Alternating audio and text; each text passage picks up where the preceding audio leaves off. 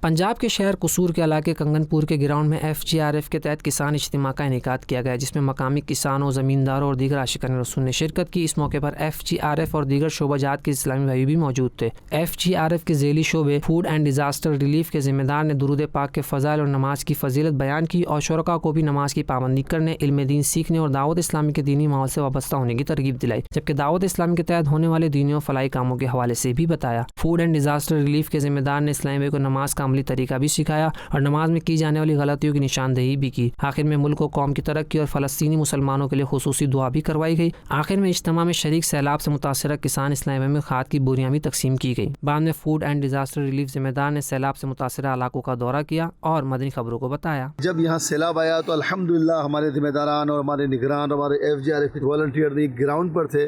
یہ بتاتے ہیں کہ جب سیلاب آیا وہ اس طرف سے آیا، اس طرف جتنا بھی یہ فصلی علاقہ دکھ رہا ہے، جتنا بھی رقبہ دکھ رہا ہے، پانی ہی پانی تھا۔